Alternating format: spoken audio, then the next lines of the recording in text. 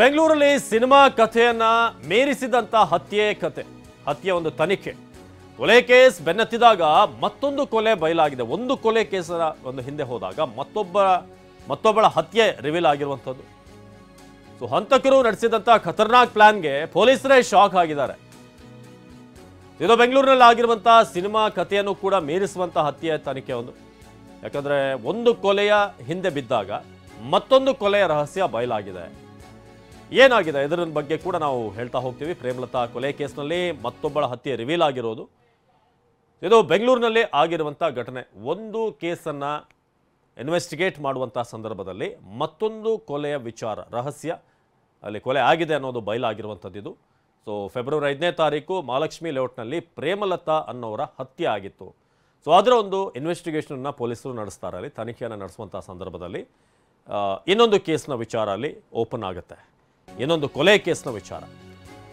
So February 5ನೇ ತಾರೀಕು ಮಹಾಲಕ್ಷ್ಮಿ ಲೇಔಟ್ನಲ್ಲಿ ಪ್ರೇಮಲತಾ ಹತ್ಯೆಯಾಗಿ ಹತ್ಯೆ ಕೇಸ್ನಲ್ಲಿ ಪತಿ ಶಿವಶಂಕರ್ ವಶಕ್ಕೆ ಪಡೆದು ಅಲ್ಲಿ ವಿಚಾರಣೆ ನಡೆಸ್ತಾರೆ ಪತಿಯನ್ನ. 2 ದಿನ ಕಳೆದರೂ ಕೂಡ ಪತಿ ಶಿವಶಂಕರ್ ಯಾವುದೇ ಮಾಹಿತಿಯನ್ನ ಬಾಯ್ಬಿಟ್ಟಿರಲಿಲ್ಲ. ನಂತರ ಸಿಸಿಟಿವಿ ಪರಿಶೀಲಿಸಿದಾಗ ಶಿವಶಂಕರ್ ಗೆಳೆಯ ವಿನಯ್ ಲಾಕ್ ಆಗಿದ್ದಾನೆ. ಗೆಳೆಯನ ಜೊತೆ ಸೇರಿ ಪತ್ನಿ ಕೊಲೆ ಮಾಡಿದಂತ ಶಿವಶಂಕರ್. ಸೊ ಗೆಳೆಯನ ಜೊತೆ ಸೇರಿ ತನ್ನ ಪತ್ನಿಯನ್ನ ಶಿವಶಂಕರ್ ಮುಗಿಸಿದ್ದ. ಇಬ್ಬರನ್ನು ಕೂಡ ವಿಚಾರಣೆ ನಡೆಸಿದಾಗ ಮತ್ತೊಂದು ಕೊಲೆಯ ವಿಚಾರ ರಿವೀಲ್ ಆಗಿದೆ. 2023ರಲ್ಲಿ ತನ್ನ ಪತ್ನಿಯನ್ನ ಈ ವಿನಯ್ ಅನ್ನೋ ಗೆಳೆಯ ಯಾರು ಬಂದಿದ್ನಲ್ಲ ಸಹಾಯ ಮಾಡೋಕೆ, ಅವನು ಕೂಡ ತನ್ನ ಪತ್ನಿಯನ್ನ ಕೊಂದಿದ್ದಂತೆ. ಸೊ 2ನೇ ಕೊಲೆ ವಿಚಾರ ಓಪನ್ ಆಗುತ್ತೆ. ಅಲ್ಲಿಗೆ ಇಬ್ಬರೂ ಕೂಡ ಸ್ನೇಹಿತರು, ಈ ವಿನಯ್ ಹಾಗೇನೆ ಶಿವಶಂಕರ್, ಇವರಿಬ್ಬರೂ ಕೂಡ ತಮ್ಮ ಪತ್ನಿಯರನ್ನ ಕೊಂದಿದ್ದಾರೆ. ಸೊ ಮೊದಲಿಗೆ 2023ರಲ್ಲಿ ಕಳೆದ ವರ್ಷದಲ್ಲೇ ಈ ಗೆಳೆಯ ಯಾರು ಶಿವಶಂಕರ್ಗೆ ಸಹಾಯ ಮಾಡೋಕೆ ಬಂದ ಪ್ರೇಮಲತಾ ಹತ್ಯೆ ಮಾಡೋದಕ್ಕೆ, ಸೊ ಆತ ತನ್ನ ಪತ್ನಿಯನ್ನ 2023ರಲ್ಲೇ ಕೊಂದುಬಿಟ್ಟಿದ್ದ ಅನ್ನೋದು ಈ ವಿಚಾರಣೆಯ ಸಂದರ್ಭದಲ್ಲಿ ಗೊತ್ತಾಗುತ್ತೆ. ಸೊ ಇದು ಇಬ್ಬರಿಗೂ ಕೂಡ ಇದ್ದಂಥ ಸಮಸ್ಯೆ ಏನಂತಂದ್ರೆ ತಮ್ಮ ಹೆಂಡತಿಯರ ಮೇಲೆ ಅನುಮಾನ. ಇಬ್ಬರಿಗೂ ಕೂಡ ಹೆಂಡತಿಯರ ಮೇಲೆ ಡೌಟ್ ಇತ್ತು. ಅನುಮಾನದ ಭೂತಕ್ಕೆ ರೋಸಿ ಹೋಗಿದ್ದಂಥ ಪತ್ನಿ ಪ್ರೇಮಲತಾ.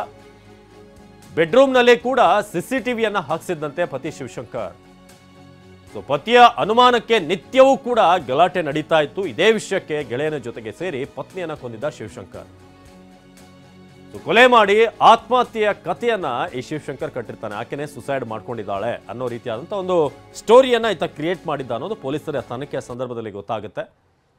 ಸೊ ಇದು ಪ್ರೇಮಲತಾ ವಿಚಾರವಾಗಿ ಎಷ್ಟು ಮಟ್ಟಿಗೆ ಅನುಮಾನ ಇತ್ತು ಅಂತಂದ್ರೆ, ಹೆಂಡತಿಯ ವಿಚಾರವಾಗಿ ಆಕೆ ಮೇಲೆ ಕಣ್ಣಿಡಬೇಕು ಅಂತ ಬೆಡ್ರೂಮ್ನಲ್ಲೂ ಕೂಡ ಒಂದು ಸಿಸಿಟಿವಿಯನ್ನು ಇರಿಸಿದ್ದಾಯ್ತಾ ಅಂತ. ಪ್ರೇಮಲತಾ ಜೊತೆ ಕೊಲೆ ಕೇಸ್ನಲ್ಲಿ ಮತ್ತೊಬ್ಬಳ ಹತ್ಯೆ ರಿವೀಲ್ ಆಗಿದೆ. ಅಂದರೆ ಯಾರು ಶಿವಶಂಕರ್ಗೆ ಸಹಾಯ ಮಾಡೋಕ್ಕೆ ಬಂದ ವಿನಯ್ ಅನ್ನೋ ವ್ಯಕ್ತಿ, ಆತ ಕೂಡ ತನ್ನ ಪತ್ನಿಯನ್ನು ಕಳೆದ ವರ್ಷ ಹತ್ಯೆ ಮಾಡಿದ್ದ ಅನ್ನೋದು ಗೊತ್ತಾಗಿದೆ. ಸೊ ಅಲ್ಲಿಗೆ ಒಂದು ಕೇಸ್ನ ಇನ್ವೆಸ್ಟಿಗೇಷನ್ ಸಂದರ್ಭದಲ್ಲಿ 2 ಮರ್ಡರ್ ವಿಚಾರಗಳು ರಿವೀಲ್ ಆಗಿದೆ. DCP ಬಗ್ಗೆ ಮಾತನಾಡಿದ್ದಾರೆ, ಬನ್ನಿ ನೋಡೋಣ. ನಮ್ಮವರು ಹೋಗಿ ಸ್ಥಳ ಪರಿಶೀಲನೆ ಮಾಡಿದ ಮೇಲೆ ನಮ್ಮ ಪೊಲೀಸ್ ಇನ್ಸ್ಪೆಕ್ಟರ್ ಅವ್ರಿಗೇನೋ ಸ್ವಲ್ಪ ಡೌಟ್ ಬರ್ತದೆ. ಆಮೇಲೆ ನಾವು ಈ ಸೀನ್ ಆಫ್ ಕ್ರೈಮ್ ಆಫೀಸರ್ಸ್ ಅಂತ ಹೊಸದಾಗಿ ನಾವು ಯೂಸ್ ಮಾಡ್ತಾ ಇದ್ದೀವಿ. Scene of crime officers spot visit ಮಾಡಿದ ಮೇಲೆ ಗೊತ್ತಾಗೋದು ಏನಂದರೆ ಅದು ಹ್ಯಾಂಗಿಂಗ್ ಆಗಿದ್ದಕ್ಕೆ ಸಾಧ್ಯ ಇಲ್ಲ ಅಂತ ಆಗಿದೆ. ಆಮೇಲೆ ಒಂದು ಡೌಟ್ ಇದ್ದ ಮೇಲೆ ನಾವು 302 ಅಂತಲೇ ತೊಗೊಂಡಿದ್ವಿ, ಮರ್ಡರ್ ಕೇಸ್ ಅಂತಲೇ ತೊಗೊಂಡು ಆಮೇಲೆ ಪೋಸ್ಟ್ ಮಾರ್ಟಮಲ್ಲಿ ಅದು ಸ್ಮಾದರಿಂಗ್ ಆಗಿದೆ ಅಂತಲೂ ಗೊತ್ತಾಗಿತ್ತು. ಸೊ ನಾವು ಆಮೇಲೆ ಕೇಸನ್ನು ತನಿಖೆಯನ್ನು ನಾವು ಸ್ವಲ್ಪ ತೀವ್ರಕೊಂಡು ಸ್ವಲ್ಪ ಡೀಪಾಗಿ ಹೋದಾಗ ಆಲ್ಮೋಸ್ಟ್ 200 CCTVಯನ್ನು ನಾವು ಪರಿಶೀಲನೆ ಮಾಡಿದ್ದೀವಿ. ಅದರ ಮೇಲೆ ನಾವು ಆರೋಪಿ ಒಬ್ಬರು ವಿನಯ್ ಅಂತ ಒಬ್ಬರಿಗೆ ಅರೆಸ್ಟ್ ಮಾಡಿದ್ವಿ. ಈ ವಿನಯ್ ಯಾರಂದರೆ ಈ ತೀರ್ಕೊಂಡೋದವರು ಹಸ್ಬೆಂಡ್ ಈ ವಿನಯ್ಗೆ ಸುಪಾರಿ ಕೊಟ್ಟಿದ್ದಾರೆ ಅವ್ರ ಹೆಂಡತಿಯನ್ನು ಮರ್ಡರ್ ಮಾಡಲಿಕ್ಕೆ. ಸೊ ಈಗ ನಾವು ಶಿವಶಂಕರ್ ಮತ್ತು ವಿನಯ್, ಶಿವಶಂಕರ್ ತೀರ್ಕೊಂಡವ್ರದ್ದು ಗಂಡ ಮತ್ತು ವಿನಯ್ ಶಿವಶಂಕರ್ದು ಫ್ರೆಂಡ್, ಇಬ್ಬರನ್ನು ನಾವು ಅರೆಸ್ಟ್ ಮಾಡಿದ್ದೀವಿ.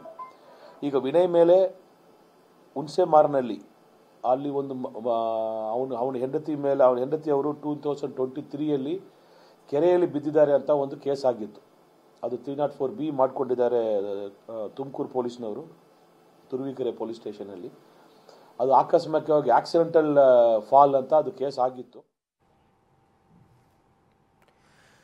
ನಮ್ಮ ಕ್ರೈಮ್ ಹೆಡ್ ಕಿರಣ್ ಈ ಬಗ್ಗೆ ಹೆಚ್ಚಿನ ಮಾಹಿತಿಯನ್ನು ನೀಡ್ತಾರೆ ನೇರ ಸಂಪರ್ಕದಲ್ಲಿ. ಕಿರಣ್, ಈ ಒಂದು ಕೇಸನ್ನು ನೋಡಿದ್ರೆ ಬಹಳ ವಿಚಿತ್ರವಾಗಿದೆ. ಜೊತೆಗೆ ಕೆಲವೊಮ್ಮೆ ಒಂದು ಕ್ರೈಮ್ನ ಹಿಂದೆ ಹೋದಾಗ ಮತ್ತೊಂದು ಕ್ರೈಮ್ ರಿವೀಲ್ ಆಗುವಂಥದ್ದು ನಾವು ಸಾಮಾನ್ಯವಾಗಿ ಸಿನಿಮಾಗಳಲ್ಲಿ ನೋಡಿರ್ತೀವಿ. ನಾವು ಒಂದು ಸೀರೀಸ್ ಆಫ್ ಕ್ರೈಮ್ ನಡೆದಿರುವಂಥದ್ದು ರಿವೀಲ್ ಆಗೋದಂಥದ್ದೆಲ್ಲ. ಸೊ ಇಲ್ಲಿ ಎಲ್ಲಿಂದ ಶುರುವಾಯ್ತಿದ್ದು, ನಂತರ ಹೇಗೆ ಈ ಡಬಲ್ ಕೇಸ್ ವಿಚಾರ ಓಪನ್ ಆಗುತ್ತೆ ಅಂತ? ಅವಿನಾಶ್, ಮುಖ್ಯವಾಗಿ 5ನೇ ತಾರೀಕು ಪ್ರೇಮಲತಾ ಅವರು ಒಂದು ಸಾವಿನ ಒಂದು ಪ್ರಕರಣವನ್ನು ಮಹಾಲಕ್ಷ್ಮಿ ಲೇಔಟ್ ಪೊಲೀಸರು ಒಂದು ದಾಖಲು ಮಾಡ್ಕೋತಾರೆ. ಅಲ್ಲಿ ಸ್ಪಾಟಿಗೆ ಬಂದಂಥ ಅಧಿಕಾರಿಗಳಿಗೆ ಡೌಟ್ ಆಯ್ತು, ಯಾಕೆಂದರೆ ಅಲ್ಲಿ ನೇಣು ಹಾಕೊಂಡು ಬಿಗಿದಂಥ ಆ ಸ್ಥಿತಿಯಲ್ಲಿದ್ದರು ಆಕೆ. ಆಮೇಲೆ ಜಸ್ಟ್ ಕಿಟಕಿಗೆ ಇತ್ತು. ಆಮೇಲಿಂದ ಅಲ್ಲಿ ನೋಡಿದಾಗ ಇದು ಆಕೆ ಸ್ವತಃ ನೇಣು ಹಾಕ್ಕೊಂಡಿಲ್ಲ, ಬೇರೆ ಯಾರೋ ಬಲವಂತವಾಗಿ ನೇಣು ಹಾಕಿರ್ಬೋದು ಅಥವಾ ಕೊಲೆ ಮಾಡಿ ನೇಣು ಹಾಕಿರ್ಬೋದು ಅನ್ನೋ ಒಂದು ಡೌಟು ಶುರು ಆಗುತ್ತೆ. ಅಲ್ಲ ಆ ಒಂದು ಸೀನನ್ನು ನೋಡಿದಾಗ, ಅಲ್ಲಿ ಕ್ರೈಮ್ ಸೀನನ್ನು ನೋಡಿದಾಗ ಇಮಿಡಿಯೇಟ್ ಆಗಿ ಅಲ್ಲಿ ಸಸ್ಪಿಷಿಯಸ್ ಡೆತ್ ಅಂತಾನೆ ಕೂಡ ಒಂದು ಕೇಸನ್ನು ರಿಜಿಸ್ಟರ್ ಮಾಡ್ಕೋತಾರೆ. ಮಹಾಲಕ್ಷ್ಮಿ ಲೇಔಟ್ ಪೊಲೀಸರನ್ನ ತನಿಖೆಯನ್ನು ಮಾಡ್ತಾರೆ. ನಂತರ ಹಂತವಾಗಿ ಗಂಡನನ್ನ ವಿಚಾರಣೆ ಮಾಡ್ತಾರೆ. ಗಂಡ ತನಗೆ ಏನು ಗೊತ್ತಿಲ್ಲ, ನಾನು ಹೊರಗಡೆ ಇದ್ದೆ ಅನ್ನೋ ಒಂದು ಮಾತಾಡ್ತಾನೆ. ನಂತರ ಪೊಲೀಸರು ಟೆಕ್ನಿಕಲ್ ಎವಿಡೆನ್ಸ್ ಅಂದರೆ ಕೆಲವೊಂದು ಆತನ ಮೊಬೈಲ್ ಟವರ್ ಲೊಕೇಶನ್ ಎಲ್ಲವನ್ನೂ ಕೂಡ ವರ್ಕೌಟ್ ಮಾಡ್ತಾರೆ. ಆ ಟೈಮಲ್ಲಿ ಆತ ಮನೆಯಲ್ಲೇ ಇದ್ದ ಅನ್ನೋದನ್ನು ಕೂಡ ಗೊತ್ತಾಗುತ್ತೆ. ಆಮೇಲೆ ಜೊತೆಗೆ ಪೋಸ್ಟ್ ಮಾರ್ಟಮ್ ರಿಪೋರ್ಟ್ ಕೂಡ ಕೆಲವೊಂದು ಇದು ಕೊಲೆ ಮಾಡಿ ನಂತರ ನೇಣಿಗೆ ಹಾಕಿರುವಂಥದ್ದು ಅಂತ ಒಂದಷ್ಟು ಮಾಹಿತಿ ಪೊಲೀಸರು ಸಿಗುತ್ತೆ. ನಂತರ ಪೊಲೀಸರು ಸುಮಾರು 200 CCTV ಅಂದರೆ ಮನೆ ಮತ್ತು ಅಕ್ಕಪಕ್ಕ ಯಾರ್ಯಾರು ಮೂವ್ಮೆಂಟ್ಸ್ ಇತ್ತು, ಆ ಟೈಮಲ್ಲಿ ಯಾರ್ಯಾರು ಬಂದಿದ್ರು ಅನ್ನೋದು ಎಲ್ಲವನ್ನೂ ಕೂಡ ಪರಿಶೀಲನೆ ಕೂಡ ಮಾಡಿದಾಗ ಸಸ್ಪಿಷಿಯಸ್ ಒಂದು ವ್ಯಕ್ತಿ ಮನೆಯಿಂದ ಹೊರಗಡೆ ಬರುವಂಥದ್ದು ಎಲ್ಲವೂ ಕೂಡ ಮಾಹಿತಿ ಸಿಗುತ್ತೆ. ನಂತರ ಗಂಡನನ್ನು ಪೊಲೀಸರು ವಿಚಾರಣೆ ಮಾಡಿದಾಗ ಬಯಲಾಗುತ್ತೆ, ಆತ ತನ್ನ ಸ್ನೇಹಿತನಿಗೆ ಸುಪಾರಿ ಕೊಟ್ಟಿರ್ತಾನೆ ಈ ಒಂದು ಕೊಲೆ ಮಾಡೋಕ್ಕೆ ಅಂತ. ಈ ಒಂದು ಸಂಬಂಧಪಟ್ಟಂತೆ ಏನು ಸಸ್ಪಿಷಿಯಸ್ ಡೆತ್ ಇತ್ತೋ ನಂತರ ಅದನ್ನು ಕೊಲೆ ಪ್ರಕರಣವಾಗಿ ಕನ್ವರ್ಟ್ ಮಾಡ್ಕೋತಾರೆ ಪೊಲೀಸರು. ಗಂಡನ ಏಕೆಂದರೆ ಸುಪಾರಿ ಕೊಟ್ಟಿರೋದಿತ್ತು ಮತ್ತು ಗಂಡನ ಸ್ನೇಹಿತನ ಇಬ್ಬರನ್ನು ಕೂಡ ವಿಜಯ್ ಅಂತ ಆತನೂ ಕೂಡ ಪೊಲೀಸರು ಕಸ್ಟಡಿಗೆ ತೊಗೊಂಡು ವಿಚಾರಣೆ ಮಾಡಿದಾಗ ಆತನ ಸ್ನೇಹಿತ 3 ವರ್ಷಗಳ ಹಿಂದೆ ತನ್ನ ಹೆಂಡತಿಯನ್ನು ಅಂದರೆ ಆತನ ಹೆಂಡತಿಯನ್ನು ಇದೇ ರೀತಿ ಅಂದರೆ ಒಂದು ಕೊಲೆಯನ್ನು ಮಾಡಿದ. ಆದರೆ ಯಾವುದೇ ರೀತಿಯ ಕೊಲೆ ಮಾಡಿ ಬಾಡಿನ ತಗೊಂಡೋಗಿ ಕೆರೆಗೆ ಎಸ್ತಿರ್ತಾನೆ.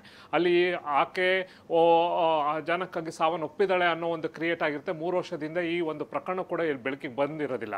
ನಂತರ ಪೊಲೀಸರು ಈಗ ಡಬಲ್ ಮಾಡ್ರು, ಅಂದರೆ ಈಗ ಮಹಾಲಕ್ಷ್ಮಿ ಲೇಔಟಲ್ಲಿ ಆಗಿದ್ದಂಥ ಪ್ರೇಮಲತಾ ಕೊಲೆ ಪ್ರಕರಣ ಮತ್ತು ಏನು ಸ್ನೇಹಿತ ವಿಜಯ್ ಆತನ ಪತ್ನಿಯ ಕೊಲೆ ಪ್ರಕರಣ ಎರಡೂ ಕೂಡ ಈಗ ಬಯಲಿಗೆ ಬಂದರೆ ಡಬಲ್ ಮರ್ಡರ್ ಏನು ಮಾಡಿದ್ರು ಈ ಒಂದು ಟೀಮ್, ಇವಾಗ ಇಬ್ಬರೂ ಕೂಡ ಪೊಲೀಸರು ಒಂದು ವಿಚಾರಣೆ ಮಾಡ್ತಾ ಇದ್ದಾರೆ. ಅಂದರೆ 3 ವರ್ಷದ ಹಿಂದೆ ಆಗಿದ್ದಂಥ ಪ್ರಕರಣ ಕೂಡ ಈಗ ಬೆಳಕಿಗೆ ಬಂದಿದೆ, ಕೊಲೆ ಪ್ರಕರಣ. ಮತ್ತು ಇವಾಗ ಆಗಿದ್ದಂಥ ಜನವರಿ 5ನೇ ತಾರೀಕು ಆಗಿದ್ದಂಥ ಫೆಬ್ರವರಿ 5ನೇ ತಾರೀಕು ಆಗಿದ್ದಂಥ ಪ್ರಕರಣ ಕೂಡ ಈಗ ಬೆಳಕಿಗೆ ಬಂದಿದೆ. ಎರಡೂ ಕೂಡ ಈಗ ಏನು ಆರೋಪಿಗಳನ್ನ ಬಂಧಿಸಿರುವಂಥ ಪೊಲೀಸರು ಈಗ ವಿಚಾರಣೆಯನ್ನು ಮುಂದುವರಿಸಿದ್ದಾರೆ. ಅವಿನಾಶ್, ಧನ್ಯವಾದ ಕಿರಣ್.